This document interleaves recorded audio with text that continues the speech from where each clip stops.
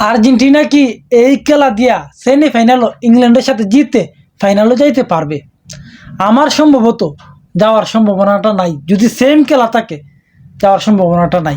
কিন্তু যাইতে গেলে কোন কোন জায়গা পরিবর্তন করা লাগবে, বিশেষ করে এই স্কোয়াডের অনেকটি প্লেয়ার পরিবর্তন করা লাগবে। যদি সেমই স্কোয়াড থাকে তাহলে জিতার আশা বাদ দেওয়া ঘুমাই থাকো সবাই, যদি সেম একাদশ থাকে। কারণ তুমি দেখো এই একাদশ লইয়া কেব্বাদের সাথে আমরা মারা খাইছি, তোমার মিশরের সাথে মারা খাইছি, সুইজারল্যান্ডের সাথে মারা খাইছি। এরপরেও যদি আমাদের শিক্ষা না হয়, রক বটম হিট করে দেওয়ার পরে যদি আমরা শিক্ষা নিয়া এই সেম একাদশ নামাই ইংল্যান্ডের সামনে, আমরা জিতার সম্ভাবনাটা নাই। কারণ আমরা দেখো এই একাদশ লইয়া প্রত্যেকটা ম্যাচও গোল দেওয়ার পর গোল হজম করছি। আমি তো ভাবছিলাম যে মিশরের সাথে যে লাস্ট 15 মিনিট আমরা যেভাবে খেলছিলাম সেম একাদশ সম্ভবত তোমার সুইজারল্যান্ডের সাথে নামাইব, কিন্তু না, সুইজারল্যান্ডের সাথে যে সময় দেখি মিশরের সাথে ফার্স্ট একাদশ আবার সেম একাদশ নামাই দিয়ে দিচ্ছে। আমি সেই সময় কইছি যে এই একাদশ দিয়া আর্জেন্টিনা জেতার সম্ভাবনাটা নাই, কিন্তু সেম একাদশই নামাইছে। আমাদেরকে এত এত আঘাত দেওয়া দিচ্ছে জয়, কেপ বার্দে, মিশর, এখন সুইজারল্যান্ড। এরপরে যদি আমরা সেম একাদশই আবার লামাইতে যাই ইংল্যান্ডের সাথে, তাহলে আমরা ইংল্যান্ডের সাথে লামাইয়ের আগে সবাই বাড়ি চলে যাও, খেলার দেখা লাগবে না। কারণ ইংল্যান্ড যে সাইডেতে অ্যাটাক করে আমরা কিন্তু সেই সাইডেতেই বারবার খাই। কোন সাইড? Right side. প্রত্যেকটা ম্যাচ তুমি তো বালাইলে ফলো করো, দেখবাই আর্জেন্টিনা কিন্তু রাইট সাইডে গোল খাইতেছে, যে কটা গোল খাইতেছে। কেব্বার্দে রাইট সাইড দিয়ে যাইতা ধরতেছে, গোল ভরতেছে। তোমার মিশর রাইট সাইড দিয়ে যাইতা গোল ভরতেছে। গতকালকের ম্যাচও তোমার এই সুইজারল্যান্ড যাইতে রাইট সাইড দিয়ে বইরা থাকছে গোল। আর এই রাইট সাইড খেলে আমাদের রদ্রিগো বল দেখলে ফেকু, হ্যাঁ তারা খেলে। কিন্তু এই যদি অবস্থা হয় রাইট সাইডের, তাহলে তো অবস্থা খুবই খারাপ।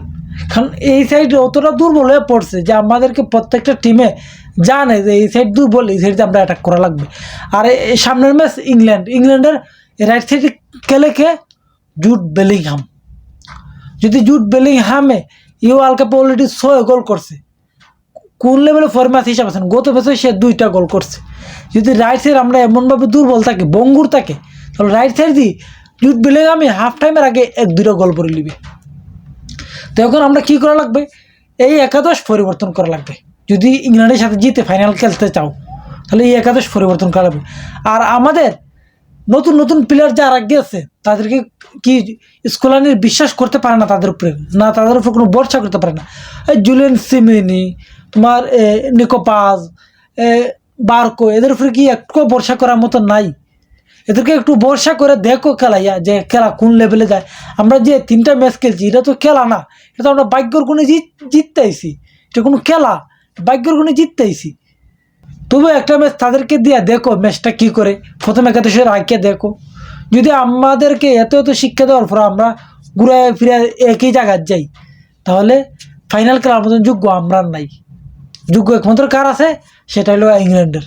আমরা যেন এই সুইজারল্যান্ডের সাথে জিতছি, কীরকম জিতছি? তারা 10 জন লইয়া যেই লেভেলে ডোমিনেট কইরা আমাদেরকে দায়িত্ব ধরছে, হিসাব আসেনি। হ্যাঁ, আমরা তারা 10 জন না, মনে হয় আমরা 10 জনে আর রয়েছি। রেড কার্ড খাইয়া বুঝে আমরা একজন কম লইয়া খেলতেছি, এমন অবস্থা হয়েছে। মানে এটা কই যাইতে পারতেছি না, প্রেশারে ক্রিয়েট করতে পারছি না। ধর সুইজারল্যান্ডের উপরে, সুইজারল্যান্ডে উল্টা চাইতা দর্শক দিলে তোমার আর্জেন্টিনারে। যদি এই খেলা থাকে আর এই একাদশ লইয়া তোমার জ্বর সাথে খেলো ইংল্যান্ডের সাথে, তোমার মনে হয় যে ইংল্যান্ডের সাথে আমরা জিততে পারবো? হ্যাঁ, সেকেন্ডের ভিতরে দেখবে ম্যাচ শেষ হয়ে গেছে, হাফ টাইমের আগেই দেখবে ইংল্যান্ড জিততে গেছে। যদি ইংল্যান্ডের সাথে জিততো তাহলে আমরা এই একাদশ আর দেখতে চাই না। নতুন নতুন কিছু প্লেয়ার পরিবর্তন করুক, আর নতুন যারা আছে তাদেরকে দিয়া টেস্ট করায় দেখো যা ম্যাচটা কোন পর্যায়ে নিয়ে যায়। পুরানদের উপরে ভরসা করে যাইতেছে না।